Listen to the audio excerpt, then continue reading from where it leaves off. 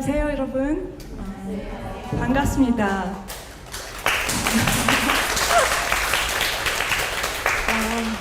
이렇게 아름다운 공간에서 여러분을 만나서 이런 시간을 함께 할 수 있어서 너무나 좋은데요. 혹시 어저께 저희 강의 일부에 오셨던 분이 이 중에 계실까요? 네. 얼마 없으시니까 제가 약간의 인트로덕션을 함께 하면서 또 오늘의 강의를 하겠습니다. 솔직히 오늘의 강의는 타이틀부터 굉장히 좀 진하잖아요. 그래서 저한테도 굉장히 좀 특별한 나눔의 시간이 될 것 같아요. 그래서 이렇게 와주셔서 감사합니다. 저는 어렸을 적부터 너무너무 그림에 푹 빠져서 정말 어렸을 때부터 그냥 이게 제가 저희 인생에서 해야 되겠구나 그런 것들을 이제 느끼면서 계속 미술에 푹 빠져서 공부하면서 유년 시절을 보내고 또 학창 시절을 보내고 그렇게 이제 공부를 끝내고 또 강의를 하면서 대학교에서 젊은 작가로 활동하다가 30대 초에 한국에 잠깐 레지던시로 방문을 하게 됐었어요. 2003년도에 또 그 시기에 저한테 펼쳐졌던 어떤 그 한국의 삶, 현실, 또 아시아 대륙의 어떤 문화의 흐름에 저는 굉장히 큰 임프레션을 받고 제가 느꼈던 이곳의 삶과 또 정체성 이런 것들을 진솔하게 다루는 작업을 해보자고 제 마음을 세워서 여러 가지의 작업들을 저희 30대 때 한국에서 진행하게 됐어요. 청자, 백자, 나전칠기 등을 응용해서 조각 작업을 했었고 또 이 시대에 아주 중요한 매체인 사진이라는 장르를 통해서 조형 언어, 표현의 새로운 가능성을 구축해보고자 굉장히 실험적인 또 사진 시리즈를 했었고요. 그래서 이제 그런 작업들이 굉장히 저한테는 놀랍게도 엄청난 호응이 있었고 그 국내뿐이 아니라 저는 이제 해외에서도 많이 돌아다니면서 작업을 하고 활동을 하게 됐어요. 그래서 30대를 지나서 40을 되면서 굉장히 바쁜 작가가 됐었어요. 그래서 저희 삶은 거의 작업에 올인해서 그렇게 살고 싶었었고 거기에 대한 어떤 반응까지 그 저희 프로페셔널 작가로서 커리어 석세스까지 왔을 때 정말 저는 이게 this is it 하는 그런 생각이 들었지만 솔직히 너무도 바쁜 삶이었었지만 그리고 저는 평생 동안 그게 제가 원하던 삶이라고 생각했었어요. 제가 하고 싶은 일을 열심히 해서 거기에 대해서 어떤 그 반응까지 받고 또 작가로서 작업을 통해서 활동할 뿐만이 아니라 먹고 사는 것까지 할 수 있다면 그거는 정말 성공적인 삶이라고 할 수 있잖아요. 그래서 젊은 작가로서 그러한 것들을 이제 이루면서 너무나 진하게 살고 있던 그런 시기에 저는 한 가지를 느끼게 됐어요. 그러면 저는 굉장히 행복해야 되잖아요. 근데 더 많은 것을 사회적으로 이루고 더 많은 갈채를 받을수록 저 안은 더 배고파지고 더 갈망하지고 전혀 풍요롭지가 않다고 느꼈어요. 저의 마음에 여유라는 것은 없었고 그래서 이게 뭘까? 나는 내가 원하고 꿈꾸던 삶을 살고 있고 이뤘는데 왜 나의 마음은 이렇게 여유가 없고 점점 더 이뤄야 될 것들만 보고 사실 우리 인간의 심리가 그런 것 같아요. 뭐 15평의 아파트에 살다가 익숙해지면 우리는 25평의 집을 살고 싶어하고 그 다음에는 35평, 45평 점점 우리는 이루면 이룰수록 그보다 더 좋은 것, 더 높은 데를 가고 싶어하는 것은 그냥 인간의 본능 같은 거라고 생각해요. 그래서 이것이 정말 내가 생각하던 삶의 성공일까라고 되묻게 됐었어요. 근데 아닌 것 같다고 생각했어요. 무언가가 잘못됐다. 특히 저는 30대 때 작업을 통해서 미술 창작 작업을 통해서 세상과 소통을 하겠다는 굉장히 큰 이제 wish, 집념 그런 것에 저희 200% 300%를 걸고서 막 그렇게 이제 하고 있었기 때문에 하지만 왜 나한테 가장 소중하고 가까운 사람 즉 가족들하고는 소통이 이루어지지 않을까 정말 아이러니하죠. 그 질문은 저한테 굉장히 좀 이렇게 이렇게 쫙 이렇게 히트하는 그런 느낌으로 그러면 이 패러독스를 어떻게 설명해야 되지? 세상하고 소통하기에 너무 바빠서 내 삶에 가장 가깝고 저의 삶의 축을 이루는 이제 가족들. 사실 저는 이제 그 시점에 한국에서 저희 반려자를 만나서 결혼도 했고 행복하게 그분과 모든 것을 나누면서 이제 잘 살고 있었어요. 하지만 저희 마음에 어떤 이제 그 슬픔과 어떤 그런 구멍 같은 게 있다는 걸 알게 됐어요. 그래서 아무리 열심히 제가 작업을 하고 또 나의 아트로 인정을 받고 명성을 이룬다 해도 그 마음의 어떤 그 이슈들, 문제점들은 그것으로 substitute 할 수가 없다고 느껴졌어요. 근데 저는 그것을 모르고 제가 원하는 그런 삶을 열심히 잘 생각하면은 그러한 career success가 저를 행복하게 하고 저희 문제들을 싹 solve 해줄 수 있다고 그냥 그렇게 생각했던 것 같아요.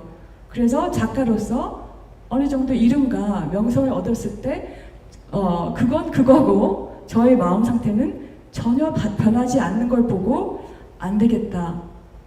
더 늦기 전에 나는 내 마음을 마주해서 이것을 resolve 해야 되겠다. 내 마음에 케어를 해야 되겠다. 그리고서는 이제 2012년도 이제 4개국 개인전과 성공미술관의 개인전을 이유로 저는 저희 고향인 LA로 다시 돌아가게 돼요. 저희 엄마와 저희 이제 언니와 동생이 이제 캘리포니아 쪽에서 살고 있었기 때문에 어머니는 LA, 다시 제가 자란 LA로 가서 가장 가까운 저의 오리지널 패밀리와의 관계를 다시 회복하겠다. 이런 생각으로 남편과 함께 다시 LA로 돌아가게 돼요. 그리고 항상 저희 의식에 변화가 올 때마다 저희 삶이 바뀌고, 왜냐면 그 생각의 변화를 삶으로 살아야 되잖아요. 생각만 하면은 생각으로 끝나잖아요. 그래서 우리는 어떠한 생각과 의식의 변화가 있을 때 그것을 꼭 실행해야지만 그게 real life의 어떤 변화가 됩니다. 그리고 그것은 많은 용기가 필요해요. 그리고 그런 삶의 변화가 있을 때마다 저희 작업은 이제 변합니다. 왜냐하면 창작 작업이라는 것은 결국은 한 사람의 의식에서 그게 시작돼서 그 삶 속에서 건져 올린 어떤 결과물 같은 거기 때문에 삶과 의식과 창작은 항상 함께 갑니다. 그래서 전에 이제 한국에서는 쉽게 간략하자면은 그 이제 아시아의 문화와 유럽의 문화의 어떤 레거시, 우리가 누리고 있는 문화유산 같은 것들을 굉장히 새롭게 아우르면서 이 시대를 살고 있는 우리의 삶의 현실의 어떤 메시지를 전달하려고 했다라면은 이 시점부터는 저는 마음이라는 큰 주제로 인간이라는 의미가 도대체 무엇일까? What makes me a human being? 나를 인간으로 살게 하는 게 무엇일까? 그리고 나와 너, 나와 남, 우리 인간들을 이어주는 연결고리는 도대체 무엇일까? 라는 질문을 하게 돼요. 그래서 그 시기에 이제 했던 첫 작업이 이제 Here and Now. 근데 저한테는 이게 이렇게 시작됐어요. 한 인간이 다른 인간한테 가질 수 있는 가장 고귀한 감정은 무엇일까? 라고 굉장히 이렇게 생각하게 됐는데, 아무리 생각해봐도 저한테는 그게 용서와 관용, forgiveness and compassion이라고 생각됐어요.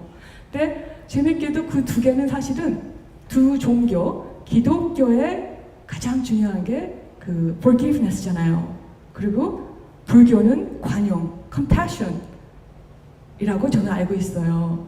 근데 정말 이 두 가지의 감정은 누가 나한테 나쁜 짓을 하고 해코지를 했을 때 나는 그 사람을 정말 용서할 수 있을까? 그리고 어떤 그 너그러운 관용을 베풀어서 이렇게 포용할 수 있을까? 이거는 정말로 힘든 일 같아요. 사람으로서. 그래서 그것을 이렇게 한번 표현해 봤어요. 상징적으로 흑인 여성과 백인 여성. 근데 이 존재들은 저한테는 이제 존재의 여신들이라는 타이틀 안에 작품인데 하나의 메타포예요. 저의 이제 흑백 작업도 어떻게 보면 한국의 어떤 그 정체성과 아시아의 어떤 그 현실, 문화적인 그 다이내믹스를 표현했다면 이 작품 역시도 그 서구 고전 두상, 여신상과 인간과 여신의 하이브리드, 그리고 사람과 조각가의 하이브리드, 그리고 과거와 현재죠. 왜냐하면 이 얼굴 조각상은 서구의 고전, 그레이코 로만 스컬프처니까 그리스 로마 시대의 어떤 산물이고, 하지만 오늘날까지도 우리의 삶 속에서 어떠한 그 이상처럼 이렇게 아이콘으로 이제 제가 잘못해서 껐나요?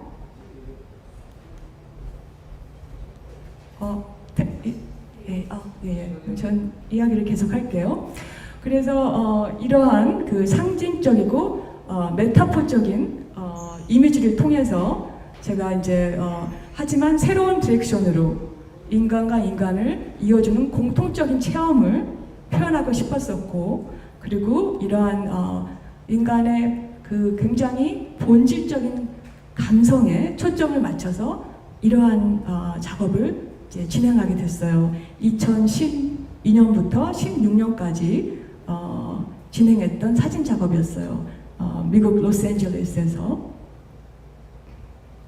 그리고 그 시리즈 중에서 가장 핵심적인 이제 작품이 4개의 작품으로 이어지는 Season of Being, 존재의 계절이라는 이제 그 시리즈 안에 또 이제 quadriptych 4개의 작품인데 이 작품은 그 이제 우리가 삶의 희노애락이라는 가장 기본적이고 본능적인 감정들을 그 누구나 겪어야 된다는 것. 아무리 부자라 해도 백인, 흑인, 종교가 뭐니 뭐든 간에 어디에 살던 간에 인간으로 산다는 것은 태어나자마자 우리는 애행하고 우는 순간부터 죽는 순간까지 너무나 많은 마음 상태들, 변화하는 이 그 마음 상태들을 시시각각 느끼면서 살아요. 그래서 인간들의 누구나 겪어야 되는 이 삶에 그리고 변화하는 이 마음 상태들을 저는 계절로 비유를 했어요. 봄이 오고 또 여름이 오고 사계절이 오고 또 그게 리핏되고 이 삶의 순환, 사이클, 이 마음의 순환, 흐르는 감정의 사이클들, 그것을 이렇게 이제 표현을 했었고요. 봄은 희망과 행복, 이것은 봄의 이미지고요.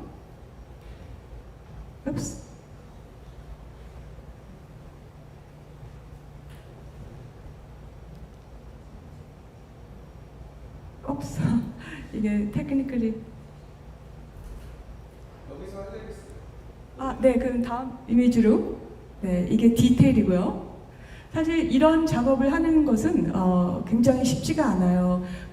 인간의 사람의 몸을 이렇게 촬영을 한 다음에 두상은 또 따로 촬영을 한 다음에 컴퓨터에서 이 보여지는 사이즈 그대로 한 150에 250이라고 하면은 사람의 인체보다 훨씬 더 커 보이는 이 스케일로 그대로 컴퓨터 안에서 그 사이즈로 작업을 하는데 거의 그림처럼 모든 픽셀을 이제 렌더링을 하는 거예요. 매만지는 거예요. 그래서 이 작업 같은 경우는 완성됐을 때의 컴프레스하기 전의 사이즈가 한 40GB 돼요. 그래서 컴퓨터를 아시는 분은 영화 하나 다운받는데 한 2GB면 되는데 얼마나 많은 컴퓨터 렌더링이 레이어가 있어야 되는지 40 기가바이트이 나오는지 아마 상상할 수 있을 거예요. 그래서 이런 시리즈는 저한테는 사진적인 아웃풋이지만 인체 조각이라는 어떤 그 컨셉을 해체하고 그리고 컴퓨터에서 렌더링을 하지만 회화적인 과정을 통해서 이렇게 만들어지는 굉장히 많은 장르들을 아우르는 작업이라고 할 수가 있어요. 이 이미지는 가을의 이미지예요. 대립과 싸움, 다툼. 사이즈는 150에 254 정도. 그리고 사실은 이 대립이라고 우리가 대립이라는 그걸 봤을 때 나와 남만이 부딪혀서 싸우는 게 아니에요. 많은 struggle, 투쟁이 내 안에서 이렇게 inner struggle도 많이 이제 겪게 되는 거예요. 혼돈과 어떤 이 confusion하고 이 struggle, 투쟁 이 많은 것들이 우리 자신 안에서 전쟁처럼 일어나는 때도 참 많아요. 그래서 이제 이렇게도 표현하고 이거는 어떤 계절일까요?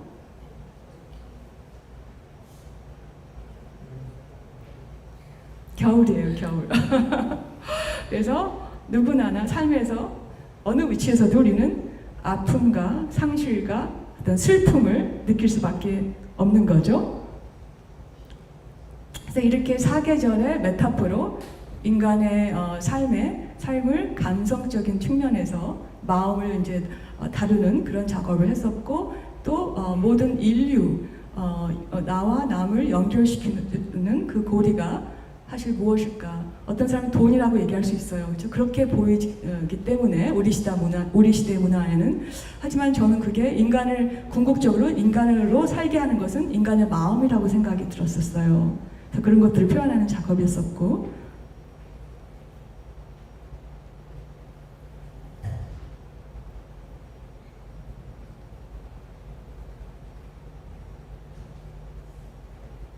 이 작업을 했을 때 저한테의 인스피레이션은 그 The Last Supper 마지막 만찬이었었어요. 그래서 리오나르도 다빈치가 12명의 이제 예수님의 제자들이 가령 12개의 인간의 아키타입을 표현했다고 하면은 저는 이제 12명의 여신과 인간의 하이브리드상을 통해서 12개의 인간의 마음을 표현하고자 했었어요. 그리고 솔직히 인류를 표현하는 데는 어느 시대를 거쳐서 남체를 썼어요. 우리는 이제 인간을 상징적으로 할 때 항상 남체를 쓰는 것에 익숙하고 여체는 거의 이제 아름다움이 상징 뭐 이렇게 어소시에이트 되는데 저는 좀 과감하게 저희 작업에서 이 시기에는 여성의 몸을 통해서 이 이제 인류라는 굉장히 이제 철학적이고 헤비한 이런 주제들을 한번 담아보자. 그러니까 약간 사회적인 인식에 대한 도전이기도 했었고요. 이거는 이제 대구 미술관에서 지난해 이제 전시됐을 때의 전경이고, 그래서 이 시점에서 우리 오늘 굉장히 특별한 강연이 이 미술뿐만이 아니라 두 분의 아주 멋진 음악가 선생님들이 함께 해주시고 계세요. 그래서 첫 번째 음악 피스는 바크의 첼로 스위트 넘버 1 BWV 프렐류드를 듣고 또 컨티뉴 하겠습니다.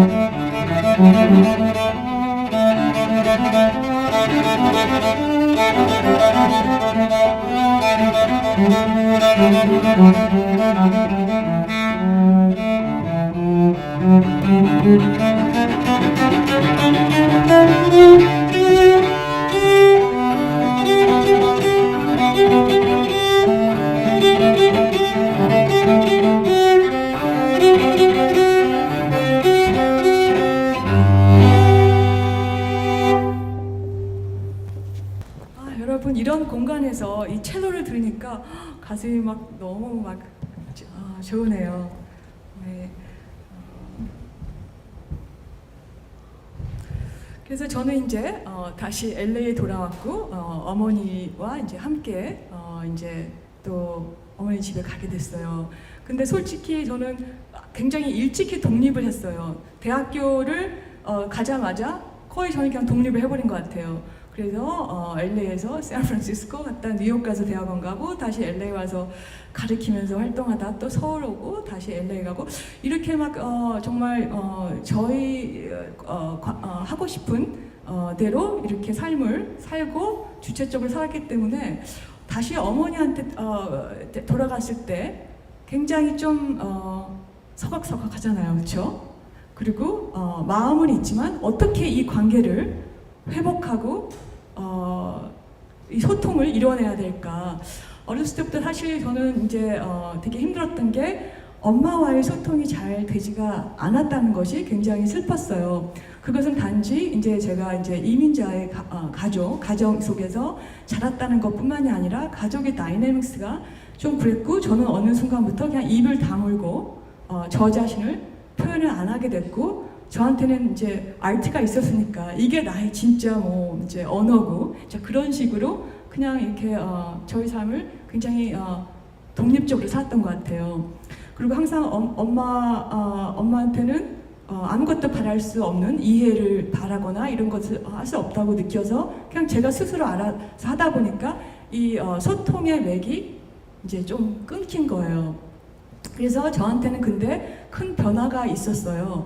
이제 제가 선택한 가정, 이제 남편을 한국에서 만나서 결혼을 하고 살게 되면서 제 안에 많은 변화가 있었어요. 그 사실은 그러한 변화에 힘을 얻어서 저희 오리지널 가정에 갈 수 있었던 것 같아요. 그래서 첫 번째 변화는 전에는 어렸을 적에는 엄마는 정말 날 이해할 수 없어. 너무 깝깝해. 이런 식이었다면은 이제 40대가 돼서 엄마한테 돌아갔을 때 저는 이제 이런 마음이었었어요.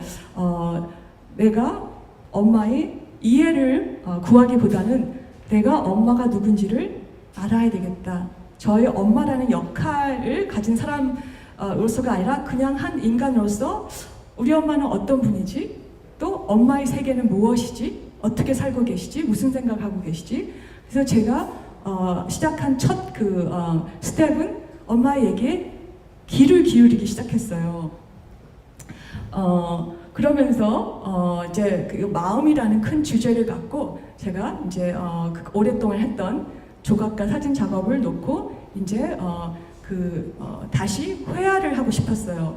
한 17년 만이었던 것 같아요. 어릴 적에 너무너무 회화에 푹 빠져가지고 어느 순간에 나는 지금 창작을 하고 싶지? 어떤 멋진 그림을 그려서 나 이렇게 할 수 있어 보여주는 그런 거가 아닌 정말 창작을 하고 싶다 그래서 제가 익숙했던 회화의 세계를 이제 떠나서 한 17년간을 너무나 다양하게 했는데 이렇게 마음에 이렇게 포커스를 하다 보니까 다시 그 터치라는 이제 그 물감을 쓰고 싶다는 마음이 거의 17년 만에 이제 느꼈던 것 같고 하지만 저는 이게 과거로 돌아가는 거를 하고 싶지 않았어요. 제가 익숙한 것을 또 하는 것은 뭐 이유가 없으니까, 아니, 이유가 없다기보다는 그렇게 할 만한 뭐 가치가 있을까요? 그래서 내가 아는 것이 아닌 새로운 방식으로 이제 회화를 접하고 싶었어요. 그래서 이 시리즈는 Now라는 시리즈인데 이것도 디테일이에요.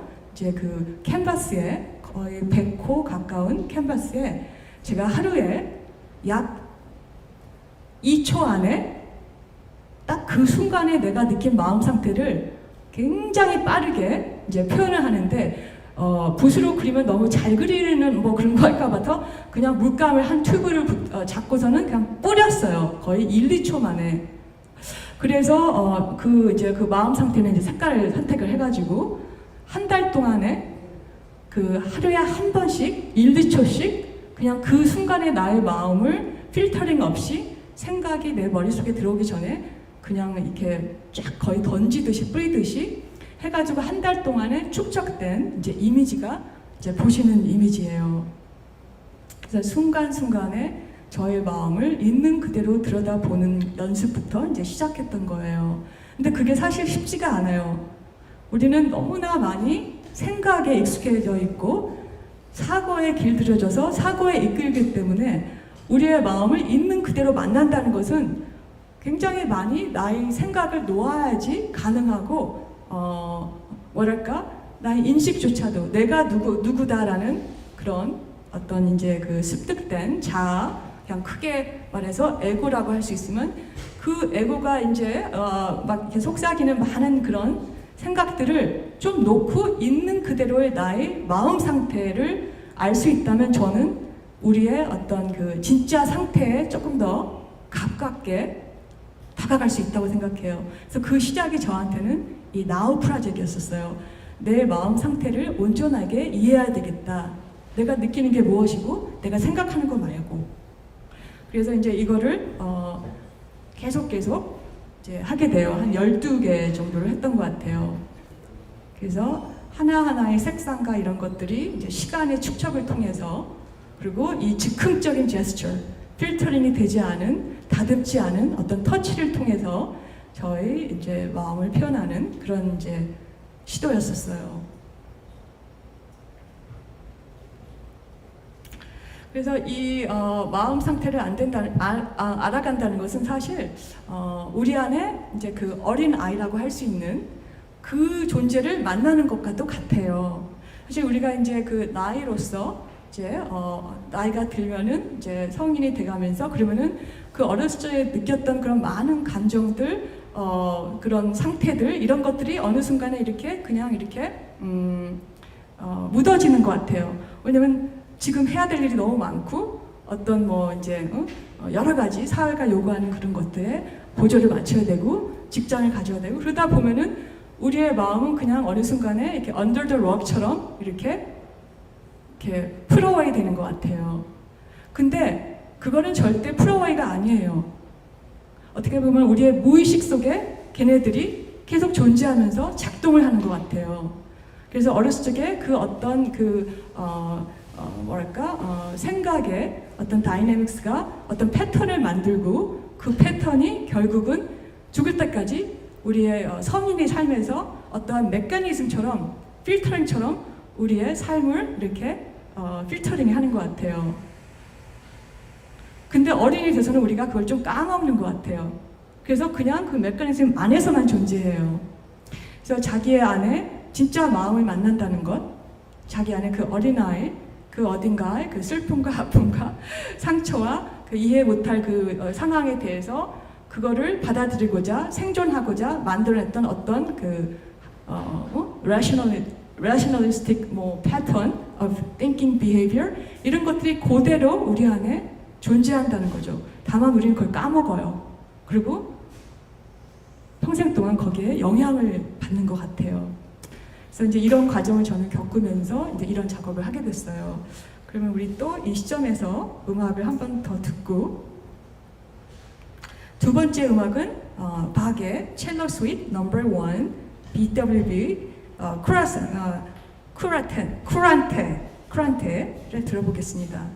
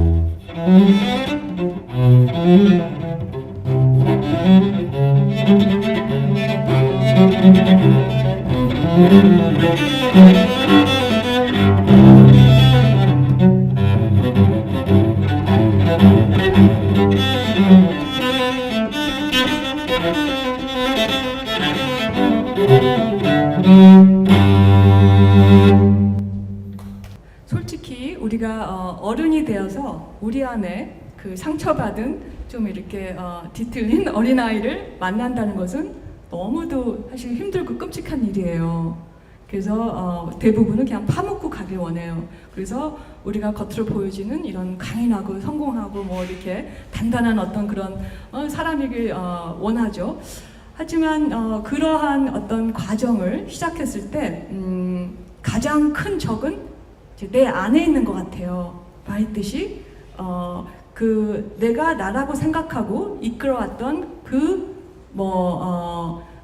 또다시 그냥 에고상이라고 할게요. 그런 상이 그것이 부서지길 원하지 않잖아요. 자기 자신에 대한 이미지가 오히려 더 이렇게 부각되고 커지고 좋아지길 원하지, 자기 안에 어떤 힘든 부분을 이렇게 보는 것은 사실 쉽지가 않아요. 그래서 첫째, 우리가 삶을 변화를 원할 때는 굉장한 솔직함이 있어야 되는 것 같아요.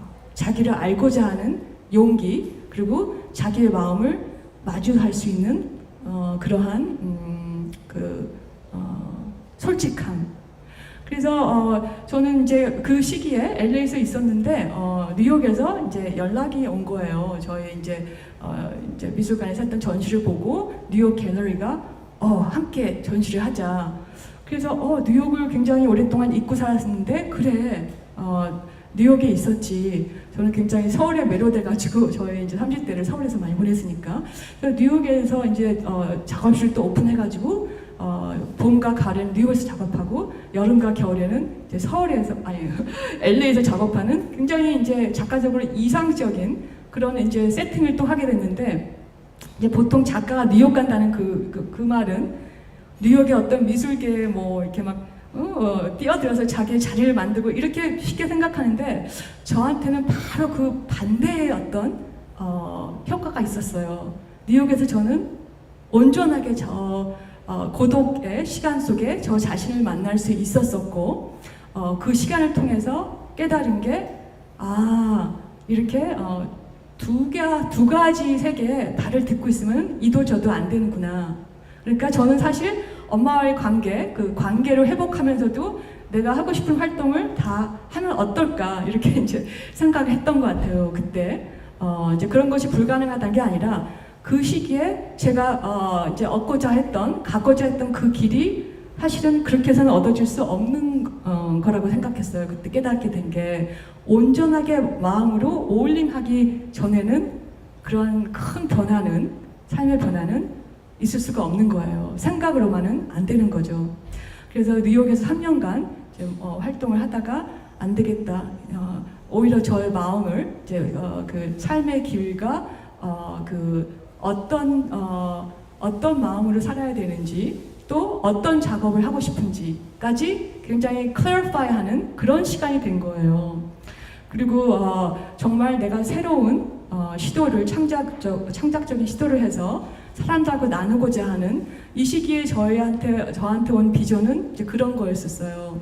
우리가 생각하는 이제 현대 미술은 굉장히 쉽지 않죠. 까다롭죠. 어떤 때 미술관이나 갤러리 같은 데 가서 전시를 보면은 알쏭달쏭하고 이게 뭐지 도대체? 이제 일반 분들은 이제 많이 그렇게 느끼는데 그게 이제 생각을 다루고 컨셉을 다루다 보니까 그런 것에 익숙하지 않고 이니시에이션이 안 된 상태에서 보면은 시각적인 그 인풋만으로는 이해가 할 수 없는 그 컨템포러리 아트가 많이 있잖아요.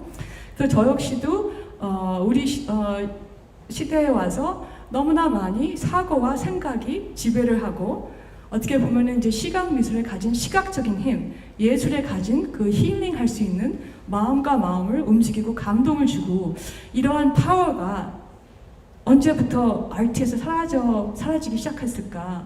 그리고 이러한 긍정적인 힘과 치유적인 힘을 미술에 다시 회복할 수 있을까? 이제 그런 생각을 하게 됐었어요. 그래서 또다시 그거의 답은 그러면은 저의 마음 속에서 그런 에너지, 사실 그게 사랑의 에너지라고 생각해요. 살아있다는 삶에 대한 그 생명의 에너지 equals 그거는 어떤 사랑의 힘이죠. 그 사랑의 힘을 쏟아부은 그러한 파워를 가지고 있는 마음을 움직일 수 있는 그러한 예술을 할 수 있다면 참 좋겠다. 나의 어떤 그 멋진 사고나 멋진 실력이나 뭐 이제 그런 클레버한 그러한 어떤 컨셉추얼 아트가 난무하는 이 시대에 또다시 예술의 본질적인 치유의 힘을 회복할 수 있으면 참 좋겠다. 하지만 그렇게 하기 위해서는 나 자신부터 회복이 돼야 되겠죠, 여러분?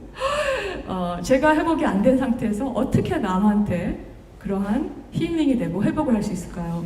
그래서 결국은 답을 저는 뉴욕에서 얻고서 뉴욕 작업실을 클로즈하고 2017년도에 다시 LA로 온전히 가서 이걸 나는 해결하기 전까지 여기에 이제 있겠다. 엄마 옆에 정말 올인해서 나의 일상을 다시 시작해야 되겠다. 그리고 그 과정의 시작은 사실 순간순간에 나를 돌아보는 거예요. 그리고 일상에서 저 멀리 어려운 공부나 누군가에서 그 답을 얻는 게 아니라 순간순간 나의 삶과 순간순간 나라는 존재를 계속 마주하는 거였었어요. 그리고 거기에서 온전하지 않은 게 있다면은 계속 주시하고 그거를 깊이 이제 들여다보는 거예요. 저는 그게 해답이라고 생각해요. 그리고서는 어머니와 같이 보내는 시간에 정말 온 마음을 쏟기 시작했어요. 그래서 처음에는 이제 어머니의 얘기를 듣는 걸로 시작해서 그 다음에는 시간을 함께 보내는 거였었어요. 근데 내가 원하는 것, 나의 세계에 어머니를 끌어들이는 게 아니라 어머니가 좋아하는 것을 함께 나누는 그런 시간.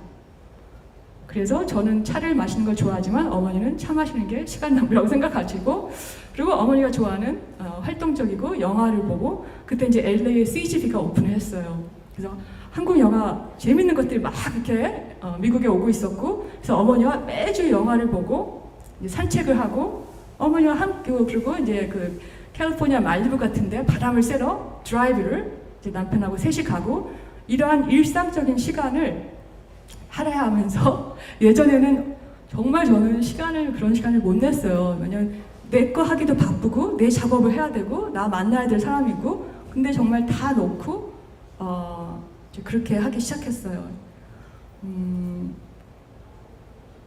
그리고서는 어머니가 함께하는 시간 동안 이제 소녀처럼 막 웃으시면서 어머니의 얘기를 하기 시작한 거예요. 그런 분위기 속에 마음이 느껴져서 또 어머님이 그렇게 이제 변화를 하기 시작했어요. 그래서 그 시기에 저는 이제 이런 그림을 그렸는데 이게 사실은 Web of Life라는 타이틀의 조각이에요. 이렇게 구리선, copper wire를 제가 즉흥적으로 구부려서 이렇게 사람의 표정을 하나씩 만들어낸 이거는 이제 뒤에 그림자가 벽에 이제 비춰지는 건데 굉장히 화가 난 어떤 얼굴이죠. 근데 저는 이거를 조각 드로잉이라고 부르고 싶어요. 조각이지만 드로잉 같은 필을 갖고 이렇게 막 이렇게 다듬고 한 게 아니라 순간적으로 드로잉하는 것처럼 그 구리선을 휘감아서 정말 이렇게 빠르게 그 순간의 마음을 표현하는 이거를 한 300개를 이제 제작을 해서 일본에서 이제 설치도 했고요. 구리를 쓴 이유는 모든 소통적인 텔레커뮤니케이션 디바이스의 그 크리티컬 컴포넌트가 카퍼예요. 전화기부터 시작해서 그리고 이제 이렇게 구부리기 편하고 굉장히 이렇게 플렉시블하니까 그래서 Web of Life 우리를 이어주는 인간의 마음과 마음들 이제 그렇게 해서 참 재밌는 게 우리 이 핸드폰 한국에서는 핸드폰 미국에서는 셀폰이라고 부르는데요. 이게 사실은 우리가 소통을 더 하기 위해서 만들어진 이 디바이스가 지금 시점에서 보면은 소통을 가로막고 있는 듯이 보이기도 해요. 전철 같은 거 타면은 앞에 있는 한 10명의 사람들 중에서 9이나 10은 이렇게 하고 있잖아요. 그래서 우리는 물리적으로 같은 공간에 있지만 의식이 다른 세상에, 다른 이 사이버 공간에 다 흩어져 있는 거예요. 그것도 가상의 세계. 참 웃기면서도 무서운 현실인 것 같아요. 그래서 소통을 facilitate 하기 위해서 만든 이러한 디바이스가 어떻게 보면은 사람과 사람의 사이에 소통을 블로킹을 하고 있는 어떤 상태로 가상의 세계가 looming larger than the reality 그런 어떤 현상까지 지금 빚어지고 있죠. 그래서 아마도 저의 생각에는 앞으로 이렇게 우리가 이제 지금 얘기하는 마음이라는 것 모든 창작의 근원이 인간의 마음이니까 또 감성이 없이는 느끼지 않고는 우리는 창작할 수 없잖아요. 이것이 앞으로는 더 저는 중요시 될 것 같아요. 기계가 대체할 수 없는 인간의 창작성, 인간의 마음, 그리고 예술은 저는 그것을 담는 행위라고 생각해요. 이렇게 이제 수백 개를 이렇게 벽에 설치하기도 하고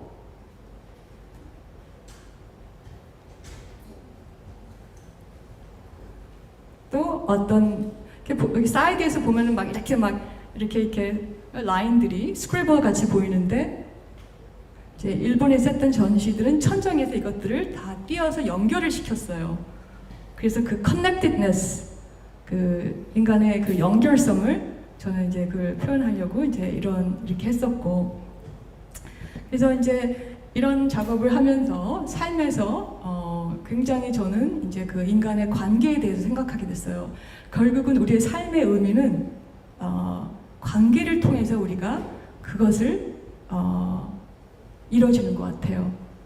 나는 누구인가, 그리고 삶의 많은 그 어떤 그 마음 상태들, 행복과 뭐 이제 불행과 질투, 이 모든 것이 관계라는 그 배경, 컨텍스트를 통해서 우리는 삶을 이렇게 체험하는 것 같아요. 그래서 인간은 혼자서 존재할 수 없는 거고, 하지만 또 사회에 소속되면서도 거기서 또 많은 고뇌와 문제가 이제 일어나잖아요. 사회에서 적응을 해야 되고, 우리 마음이 또 사회가 요구하는 거랑 다를 때 우리는 또 힘들어하고, 그래서 인간의 숙명이 참 이렇게 우리는 개개인의 어떤 그 영혼과 정체성이 있으면서도 사회에서 소속돼서 살아야 되는 이제 그 숙명을 함께 가지고 있는 것 같아요. 그래서 사실은 노력해야 될 게 다 중요하잖아요. 사회에서 적응해서 이제 소위 말하는 성공적인 삶을 살면서도 우리가 누군지를 온전하게 알 수 있고 나를 표현하면서 나의 삶을 제대로 살 수 있다면 그것이야말로 진정한 삶의 성공이지 않을까. 그럴 때 우리는 내적인 풍요로움을 가질 수 있는 것 같아요.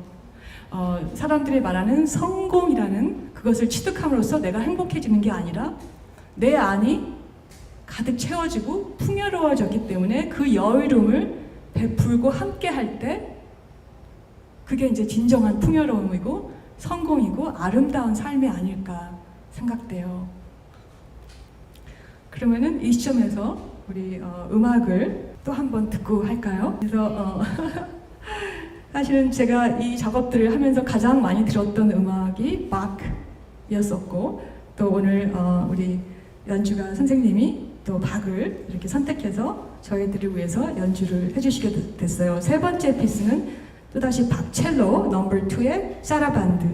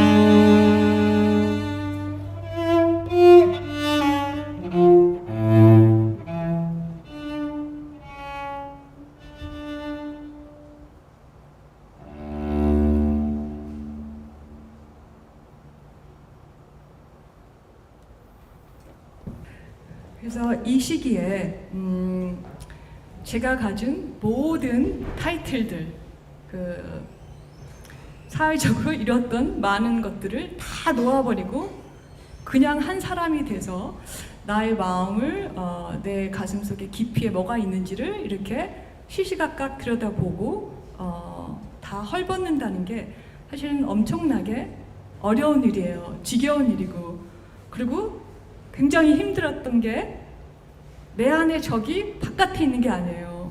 젊었을 때 30대 때 정말 모두 다 불가능하다는 작업들도 뛰어들어서 하고 전 세계를 누비면서 그렇게 막 이렇게 용기 있게 정말 이렇게 전투적인 삶을 살면서 많은 것들을 이루고 했지만, 이 시기에 저희 40대 때 제가 부딪혀서 그 나의 마음의 진실을 찾고자 마음의 문을 열고자 했던 시기는 저는 더 어려웠던 것 같아요. 왜냐하면 보여지는 적이 아니기 때문에 어느 순간 내가 방심하고 있으면 제가 익숙한 사고의 패턴이랄까, 저의 에고의 속삭임이 수시로 쳐들어와서 저를 힘들게 하는 거예요. 그것의 감정들은 불안함, 내가 이렇게 그냥 손 놓고 있으면 안 되지 않나? 나의 이제 계속 작업을 해야 되고 활동을 해야 되고 뭐 이렇게 이런 불안감, 남들은 다 앞에 가는데 나는 지금 멈춘 게 아닐까? 이런 막 걱정, 우려, 그리고 이제 또 과거에 대한 회한들, 저의 이제 그 어떤 시야가 조금씩 넓어져 가고 마음의 눈으로서 이렇게 봤었을 때 예전에는 보이지 않던 것들이 하나하나 보여지고 느껴지는 거예요. 마치 새로운 안테나가 생긴 것처럼. 그것은 생각하는 노잉이 아니라 느껴지는, 마음으로 느끼는 어떤 그런 것 같아요. 직관적으로. 그래서 그런 새로운 어떤 안테나를 통해서 제 삶을 돌아다 봤을 때 정말 관계라는 그런 부분에서 제가 많이 서툴었구나, 이제 그런 걸 느끼면서 자책도 하고 회한도 있고, 그래서 이런 모든 감정들이 저를 그냥 굉장히 막 이렇게 전쟁터 같이 제 수시로. 그래서 제가 이제 이때 2010한 7년도 8년도 경 저는 이제 드로잉 시리즈를 시작했어요. 150cm 길이 높이에 굉장히 크죠. 종이에다가 다시 작업도 가장 기본으로 돌아가자, 가장 베이스로 돌아가자. 그때 저희 삶의 마토가 다시 삶의 나를 이루는 삶의 파운데이션을 다시 단단히 하자. 그래서 작가로서도 작업으로서도 저는 원래 드로잉을 안 했어요. 그 다양한 컨셉슈얼한 작업들을 하기에 시간이 모자랐기 때문에, 그리고 주로 머릿속에서 그냥 영상으로 많이 그런 것들을 보이는 편이라 그걸 구태여 드로잉으로 세세할 필요를 못 느꼈기 때문에 드로잉을 오랫동안 안 하고 살았는데 다시 기본으로 돌아가자. 그래서 연필 하나를 갖고 종이에, 큰 종이를 이제 메꾸는 이 드로잉 시리즈를 시작했어요. Odyssey of Becoming, 의식의 여정 정도로 이제 해석하는데, 이거는 이제 에고의 기둥이라고 타이틀된 작업인데, 이것의 디테일을 보면은 이렇습니다. 여러분 블라인드 컨투어 드로잉이라고 들어보셨죠? 그 드로잉의 하는 그 방식 중에서 거의 이렇게 그냥 의식하지 않고 무의식적으로 선을 한 번만 긋는 거예요. 2번 그어서는 안 돼요. 그냥 한 번만 그어서 모든 것들을 그냥 spontaneously 그리는 어떤 그런 건데, 이 드로잉은 선 하나로 시작돼서 이제 끝에까지 다 연결된 거고, 이것에 이제 또다시 인간들의 다양한 얼굴 표정들이에요. 많은 이제 마음 상태를 갖고 있는 그것들이, 선들이 모두 연결됐어요. 단 하나의 그 선들도 이렇게 따로 놀지 않고, 그러니까 어느 시점에 점으로 시작해서 얼굴 하나를 한 번에 그리고 또 그게 두 번째 얼굴, 세 번째 얼굴 서로 연결된 하나의 덩어리로서 이제 완결이 됐던. 그래서 시작할 때 이게 어떻게 끝날지 몰라요. 모든 것을 그냥 무의식에 맡기고 그 순간에 어떤 생명의 에너지를 느끼면서 나의 마음 상태를 오픈되게 표현하는 어떤 그런 과정의 창작물이었어요. 그래서 이 시리즈를 1년간 이제 연필로 종이에다가 큰 사이즈의 드로잉을 진행하게 돼요. 어디에서 와서 어디로 가나.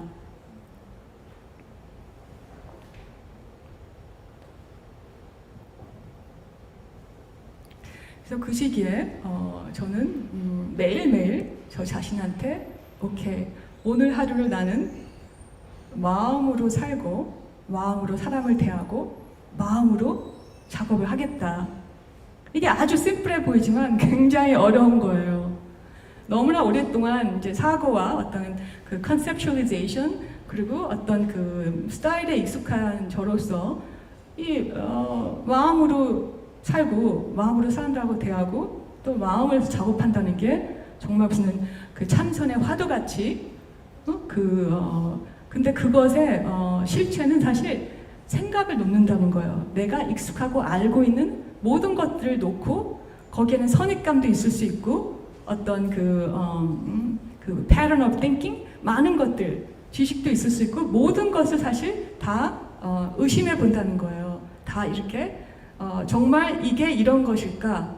어느 순간 내가 그거를 그냥 받아들여서 그게 딱 고정돼 있지 않을까? 그러니까 저의 존재를 이루는 그 멘털 스트럭처 모든 것들을 다시 한번 정말 정밀하게 들여다보는 어떤 그런 과정이었던 것 같아요. 그래서 산다는 게 무슨 의미인지 그리고 나라는 존재가 도대체 무엇인지를 마주하려고 했던 것 같아요. 이거는 망상의 실체, 그 무수히 나의 머릿속에 쳐들어오는 그 생각들 그리고 우리는 그 생각, 어떤 생각을 쫓아가냐에 따라서 휘말리게 돼요. 어떤 생각을 쫓아가냐에 따라서 감정이 일어나고 그 감정이 격해지면 행동으로 돼요. 이 패턴으로. 근데 어느 날 어떤 생각이 저 안에 들어와서 마치 저를 막 몰고 가듯이 이끌고 가는데 어느 날 그 순간에 이거는 진짜 이 생각의 소스는 실체가 없는 거예요. 그냥 생각인 거예요. 왔다가 가는 생각. 이렇게 바람처럼. 그래서 이 생각의 오리진은 소스가 없는 거 그냥 스쳐가는 생각이구나. 거기다 힘을 안 줬어요. 그랬더니 갑자기 그 생각이 이렇게 이게 이제 중앙에 그 상념 덩어리라고 볼 수가 있을 것 같아요. 그게 막 저를 막 이렇게 이끌고 가다가 고속도로에 이렇게 막 질주하는 차처럼 그 생각에 실체가 없다는 것을 깨닫는 순간 연기처럼 날아가 버린 거예요. 그리고 그 순간에 저는 굉장히 리프레시 되고 이렇게 자유가 느껴졌어요. 그러면 얼마나 많은 생각들이 저의 머릿속에 들어올 때 저는 거기에 이렇게 끌려가서 감정이 소용돌이해서 이게 우리의 이제 일상적인 삶인 것 같아요. 그래서 이때 정말 어웨이닝 같은 상념, 생각, 사고의 실체는 사실 없는 거예요. 우리가 거기서 힘을 주기 때문에 그게 힘을 가하게 되는 거예요. 그리고 감정을 일으키게 되고 그리고 우리는 그걸 행동으로 옮기게 돼요.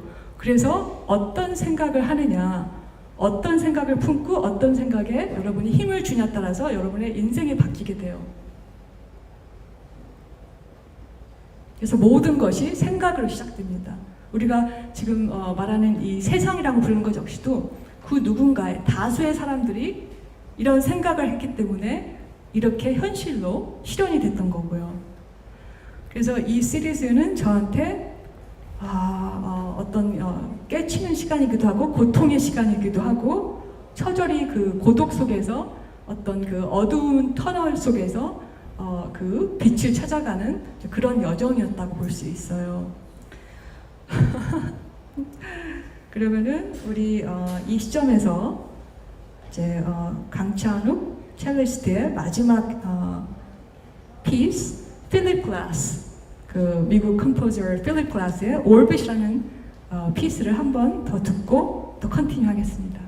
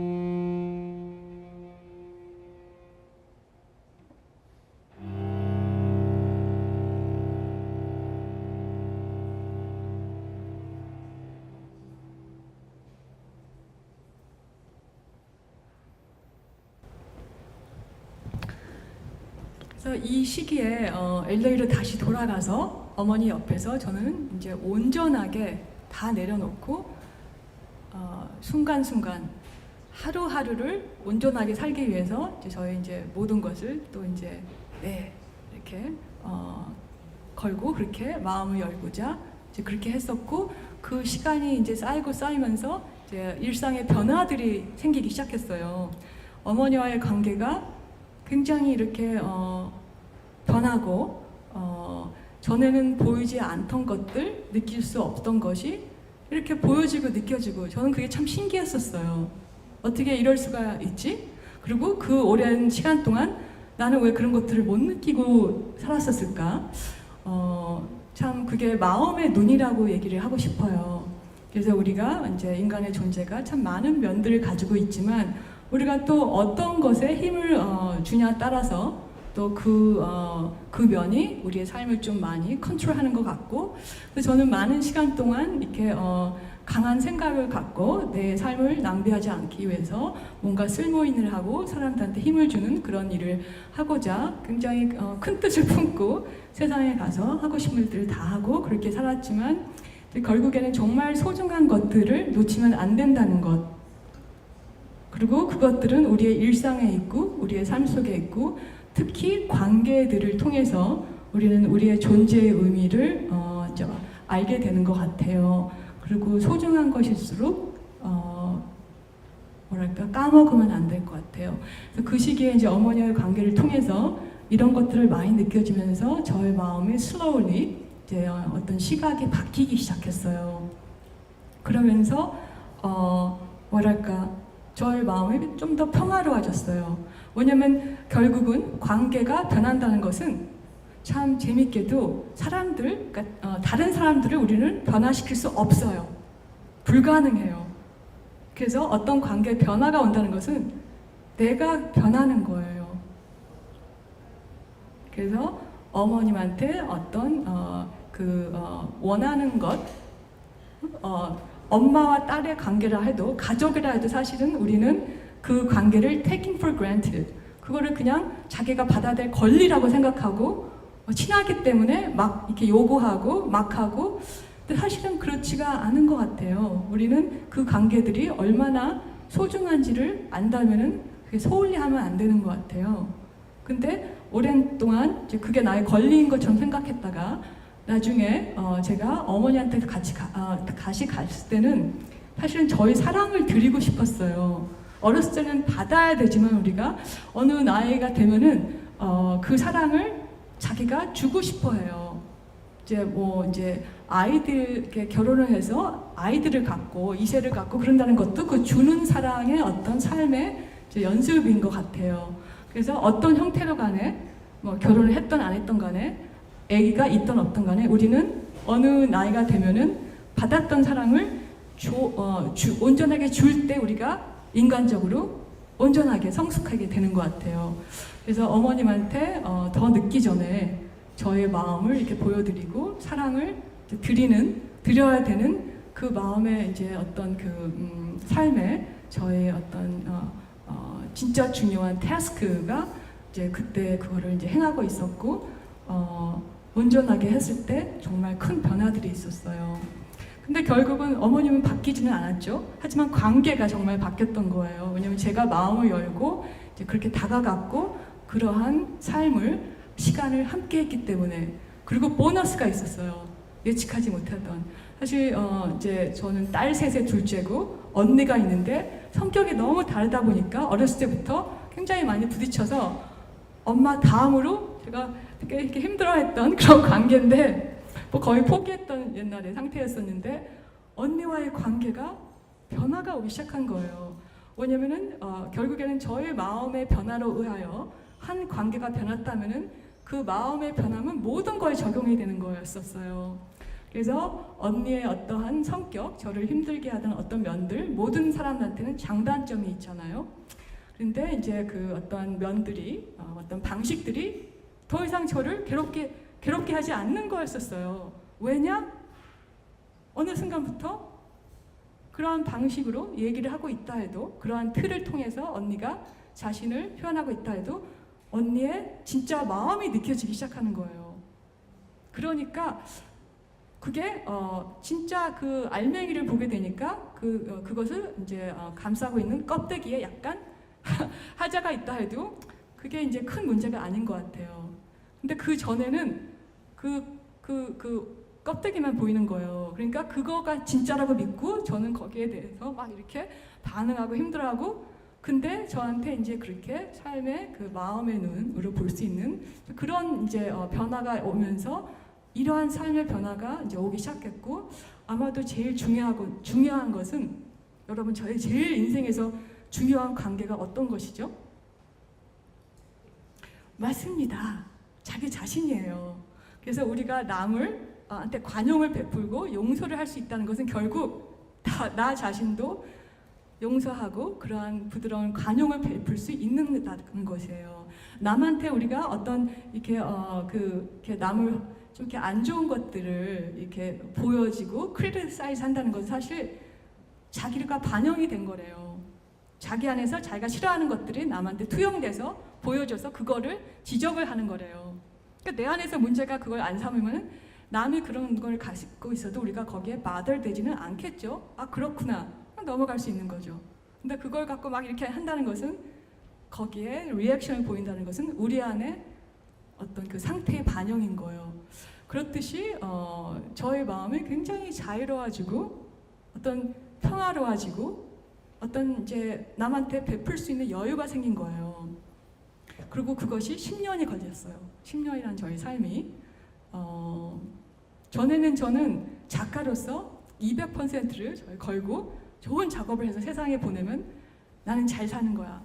나는 참 좋은 삶을 사는 거라고 생각했었는데 이제 어느 순간부터 그거는 그거고 그거는 나의 일이고 나의 보케이션 인간적으로 또 제가 온전하게 살아야 되고 온전하게 관계하고 온전하게 삶을 접해야 된 것은 더 기본적인 어떤 삶의 그 목적이자 길이라고 생각했을 때 이러한 변화들이 온 거고 다행히도 그 중요성을 전 느꼈기 때문에 모든 걸 걸고 그것에 올인할 수 있었던 것 같아요.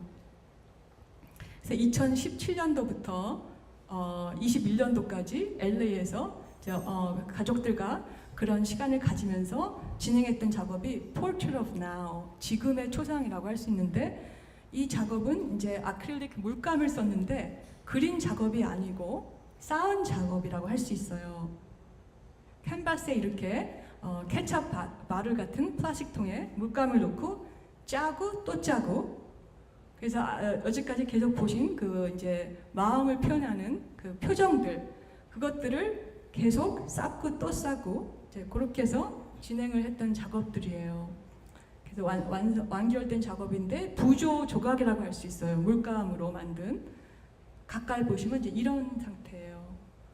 그래서 쌓고 또 쌓고 이제 이 레이어들이 이제 던지는 대신 쌓는 거죠 이번에는. 그래서 물감이 이제 서로 막 이렇게 이제 막 이렇게 믹스가 되고 막 이렇게 흘러내리고 그래서 이제 한 번에 너무 많이 쌓을 수는 없고 그래서 저한테는 이 쌓는다는 이 행위 자체가 어떤 그 순간의 마음을 표현하는 그 마음을 표현한다는 것은 사실 생각을 놓고 하지만 지금 이 순간에 열려있는 마음 상태로 그러면 우리가 어떤 생명의 에너지 같은 걸 느끼잖아요. 그러면 그 생명의 에너지한테 저를 맡길 때 어떤 이런 그 터치의 느낌의 터치가 나오는 것 같아요. 그건 절대로 컨트롤하는 그런 무브먼이 아니라 의도를 갖고 하는 게 아니라 오히려 모든 의도를 빼고 이 순간에 나를 존재케 하는 생명의 힘을 나를 맡겼을 때 무엇이 나오지? 그것이 저는 지금의 초상이라고 생각했어요. 살아있다는 지금의 포트레이트. 그래서 어떤 이미지들을 담을 수 있지만 사실은 이것은 에너지의 축적이라고 저는 생각합니다. 그래서 이 시리즈를 했는데 정말 한 땀 한 땀 돌을 닦는 듯한 작업이라고 느껴졌던 게 어떠한 의도가 들어가면 이 터치가 안 나오는 거예요. Immediately I realized 느낌이 이상해. 경직돼요. 그러면 저는 작업을 놓고 그날 다른 일을 해야 돼요. 그냥 놀아야 돼요. 내가 이렇게 자유롭게 오픈되고 열려 있어야 되는 거죠. 그러니까 사로잡히지 않았을 때의 나, 생각에 사로잡히거나 우울한 마음이나 감정이 저를 억누를 때는 또 안 되는 거예요. 힘이 안 나가니까. 그러니까 많은 날들을 할 수가 없었어요. 왜냐면 제가 온전한 상태가 아니었으니까. 그래서 안과 박이 열리고 open and awake 그런 상태에서만 이 터치가 나오는 거예요. 그러니까 제가 그렸지만 어떻게 보면 이렇게 스스로 나온 작품 같이 느껴지기도 하고. 그래서 이 작업은 사실 아주 재밌는 게 부피가 한 뼘이 넘어요. 그리고 모든 색깔을 얼마나 많이 쌓고 그랬으면은 이게 한 뼘이 넘는 부피. 그리고 모든 색깔을 배제했었어요. 색깔들을 썼을 때 이제 그런 많은 색깔들이 쌓이고 또 쌓이면 약간 마틀리한 모든 색깔이 모여지면서 그것들 다 캔슬 아웃하는. 그래서 와이즈는 사실 모든 것을 품는 거라고 생각했어요. 색깔이 배제되면서도 모든 것을 품고 있는 약간 패러독스 같은 말이지만 그렇게 느껴져서 색채를 다 배제하고 하얀색으로만 우리가 모든 것을 투영할 수 있는 그 이제 한색으로만 했고 빌드업을 했고 하얀색으로 이 부피감이 있는 작업이라 빛이 어떻게 쏘여지냐에 따라서 굉장히 이게 어느 순간에 이렇게 보면은 빛이 막 여러 군데서 오면은 다 흩어져 버려서 아무것도 안 보여요. 허여니까. 근데 어느 순간에 빛이 한 군데서 쫙 올 때 이 어떤 그 에너지가 어마어마한 에너지와 존재감이 꼭 이렇게 프로젝션 되는 굉장히 요상한 작업이에요. 그래서 이 시리즈를 제가 4년 반 동안 그 드로잉과 같이 정말 이게 이제 약간 측면에서 보이면 이렇게 보여요. 축적된 에너지, 쌓여진 터치들, 그리고 piled up 된 페인트들. 이거는 이제 배경을 어두운 색으로 하고 페인트에 모래를 섞어서 어떤 질감과 또 다른 결을 이제 준 작업이고, 이게 모든 그 터치가 이제 얼굴 표정을 담고 있으면서 그것들이 이제 come together 해서 무수한 수천 개, 수만 개, 만 개도 될 수 있을 것 같아요. 한 석 달 정도, 서너 달, 1년에 한 3개 정도 했나? 그래서 몇 년을 했지만 한 8개밖에 안 나온 작업이에요. 욕심을 부릴 수도 없고 정말 한 발 한 발 이렇게 걷듯이 해가지고 이 전체가 또 어떻게 보면 하나의 어떤 figure, 한 person이 되는 그런 이미지인데 굉장히 이거는 또 질감이 이제 이렇게 보여요. 거의 이제 얼굴들은 이제 거의 볼 수가 없고 사라져 보이고 거의 이제 지형이나 굉장히 올게닉하고 굉장히 earthly하고 굉장히 어떤 현상적으로 보이고 이제 이런 추상적인 느낌도 나는데 이제 잠깐만요. 제가 시간을 한번 보고 정말 여러분들하고 이제 들을 얘기도 많고 하고 싶은 얘기도 많지만 조금 우리가 이제 제가 랩업을 하고 마지막 piece of music을 듣고 또 이제 Q&A 시간을 좀 넉넉하게 남겨놓고 싶어요. 여러분들의 생각과 어떤 코멘트가 듣고 싶기 때문에 저의 마지막 코멘트를 이렇게 남기면 어떨까 생각해요. 진정한 행복을 우리가 이제 구하고 있을 때 참 많은 길들이 있겠지만 그리고 모두에게 그 길은 다르겠지만 그리고 아무도 그 길을 알려줄 수 없지만 우리 스스로 찾아야 되기 때문에 왜냐하면 우리 존재는 하나밖에 없는 존재이기 때문에 그 누구도 여러분이 누구인지 어떻게 살아야 되는지를 얘기해 줄 수 없죠. 그거는 삶을 갖고 있는 여러분의 권리니까 그리고 그 권리에는 책임도 따르고 여러분의 선택에 따라서 여러분의 삶이 좌우되니까 그래서 제가 좋아하는 데이비드 허킨스 그 박사님 책에 이제 이런 글이 있었어요. 이제 인간의 의식의 에볼루션을 이제 얘기할 때 볼 때 어떤 이제 그런 타입들이 있는데 사람들의 자신의 존재의 가치를 어디서 찾냐, 어디서 정의를 하느냐. 어떤 사람들은 존재의 가치를 what you possess, 소유하고 있는 것에서 자기를 정의를 해요. 자기의 존재의 가치를, 삶의 의미를 그러한 또 사람들이 있고 또 어떤 사람들은 자기의 삶의 존재의 가치를 defined by what you do, 그러니까 자기가 행동하는 액티비티를 통해서 무엇을 하냐. 그래서 첫 번째는 아마 첫 번째 그 부류의 사람들은 이제 돈이나 물질적인 것을 축적하기 위해서 열심히 노력할 것이고 아마도 두 번째 부류의 사람들은 이제 명성이나 내가 할 수 있는 것들, 권력, 파워 이런 것들을 추구하지 않을까? 그 사람의 행동에 통해서 자기의 삶과 존재의 가치를 정의를 내리려고 하니까요. 그리고 또 한 부류가 있어요. To define oneself by what one has become. 그러니까 삶에서 자기의 존재가 어떤 존재가 됐냐에 따라서 그게 이제 가치라고 생각해요. 물질도 아니고 not by what you have, not by what you do, but what you have become. 자기의 존재 자체가 이제 그게 이제 뭐랄까 답이면서 가치면서도 모든 것이죠. 그래서 결국은 우리는 끝에 가서는 우리의 존재를 디벨롭 시키는 것 같아요.